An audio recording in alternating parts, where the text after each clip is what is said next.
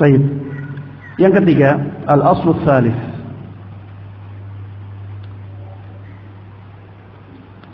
Perkara yang ketiga yang sangat mendasar dalam agama, yang Allah jelaskan dengan penjelasan yang sangat gamblang, adalah anna min tamami al-ijtima' as-sam' wa at-ta'ah liman ta'ammara 'alaina walau kana 'abdan habashiyya. Fabayyana Allah hadha bayanan syafiyan kafiyan. Di situ ada salah ketik ya. Harusnya syafiyan, bukan syai'an.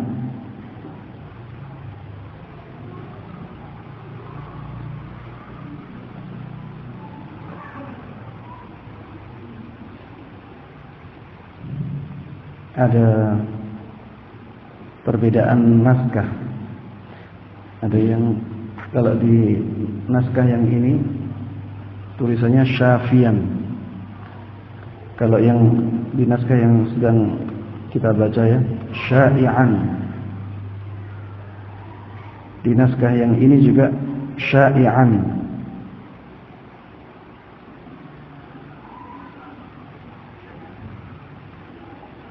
Tapi tidak mempengaruhi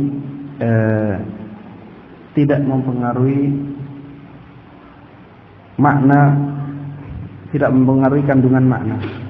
Syafian itu artinya penjelasan yang mencukupi, penjelasan yang jelas dan mencukupi. Kalau syai'an itu penjelasan yang banyak, penjelasan yang menyeluruh.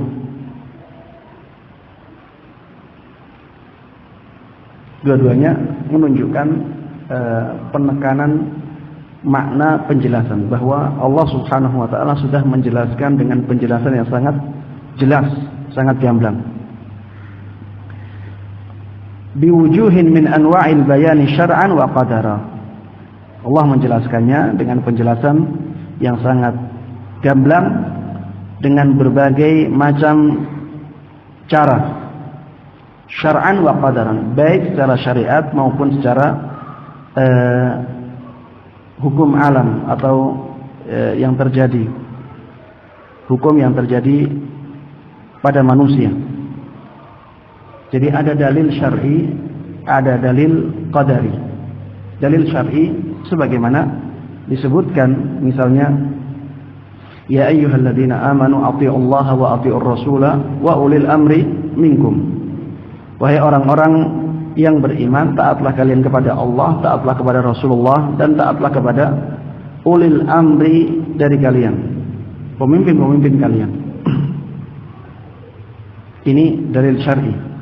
Di sini Allah Subhanahu wa ta'ala mengajak manusia agar mereka taat kepada pemimpin-pemimpinnya yang sah. Seperti kita di Indonesia ini, kita diperintahkan oleh Allah Subhanahu wa ta'ala untuk mentaati pemimpin kita, mentaati pemerintah yang sah. Dan ini kewajiban dari syariat. Allah Subhanahu wa ta'ala sudah menjelaskan kewajiban ini dalam banyak ayat. Wa ati'ullaha wa ati'ur rasula wa la tanaza'u fatafshalu. Taatlah kalian kepada Allah, taatlah kepada Rasulullah sallallahu alaihi wasallam, dan jangan kalian saling bermusuhan sehingga fatafshalu, sehingga kalian menjadi lemah, wa tadhhaba rihukum, dan kekuatan kalian menjadi hilang. Rasulullah sallallahu alaihi wasallam dalam banyak hadisnya juga memerintahkan kepada kaum muslimin agar mereka mendengar dan taat kepada pemimpin. Karena dengan taat kepada pemimpin, mereka menjadi bersatu dan kekuatan mereka menjadi kuat. Seperti misalnya, isma'u wa ati'u wa in ummira 'alaikum 'abdun habashi. Dengarlah dan taatlah, walaupun yang dijadikan pemimpin untuk kalian adalah seorang hamba sahaya dari Ethiopia. Alal mar'il muslimi as-sam'u wa ta'ah. Diwajibkan kepada seorang yang muslim agar mendengar dan taat fima ahabba wa karih, pada sesuatu yang dia senangi ataupun dia benci, tetap harus taat. Illa an yu'mara bimaksiyah, kecuali apabila diperintahkan untuk melakukan kemaksiatan. Fa idza umira bimaksiatin fala sam'a wala ta'ah. Apabila diperintahkan untuk bermaksiat, maka tidak perlu didengar dan tidak perlu ditaati. Kemudian Rasulullah sallallahu alaihi wasallam menjelaskan dalam hadisnya yang lain, "Man ra'a min amirihi syai'an falyasbir." Barang siapa yang melihat pada pemimpinnya ada sesuatu yang tidak dia sukai, maka bersabarlah. Jangan malah memberontak. Fa innahu man faraqal jama'ata shibran famata famitatuhu jahiliyah. Barang siapa yang dia berpisah dari jamaahnya, ya dia memberontak walaupun hanya satu hasbah, walaupun hanya sejengkal, maka kalau dia mati dalam keadaan seperti itu, matinya seperti orang-orang jahiliyah di zaman dahulu. Orang-orang jahiliyah zaman dahulu mereka tidak punya pemimpin. Bukan berarti dia mati dalam keadaan kafir, ya. Tapi kematiannya seperti kematian orang-orang jahiliyah di zaman dahulu yang mereka tidak punya pemimpin.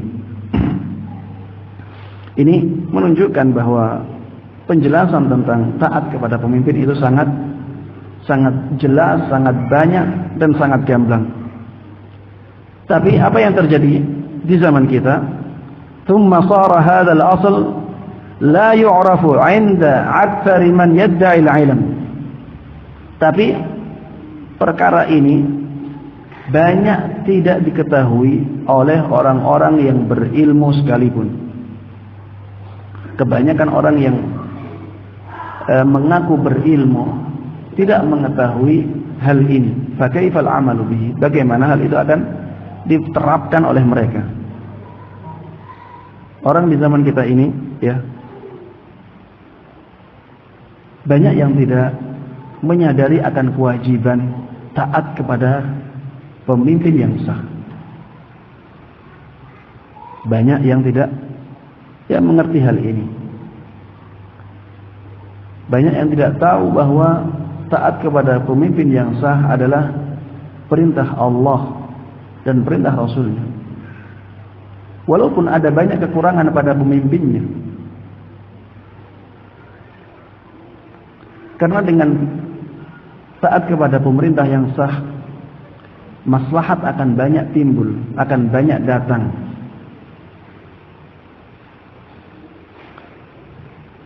Antum lihat, ya, ada orang-orang yang dianggap sebagai ustadz, dianggap sebagai pemuka agama, mereka mengajak rakyat untuk memberontak, mengajak rakyat untuk tidak suka kepada pemimpinnya, untuk menampakkan ketidakrelaannya kepada pemimpin, kemarahannya kepada pemimpin. Di zaman ini banyak sekali. Padahal banyak dalil-dalil yang mewajibkan kita untuk taat kepada pemimpin, untuk mendengar, untuk sabar. Tapi ternyata hal tersebut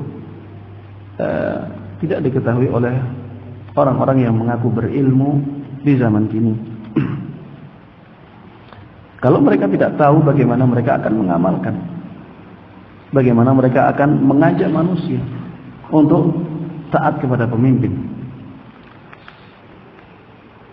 Dalam hadis-hadis juga demikian, ya.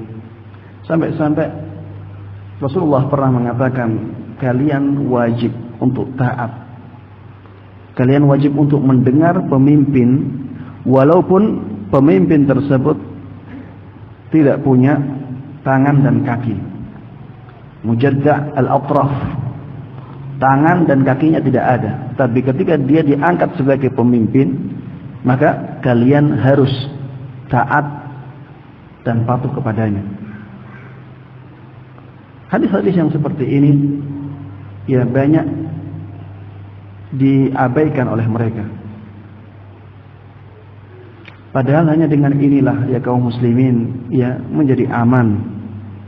Kaum muslimin menjadi selamat. Kaum muslimin bisa beribadah dengan tenang. Walaupun ada banyak kekurangan.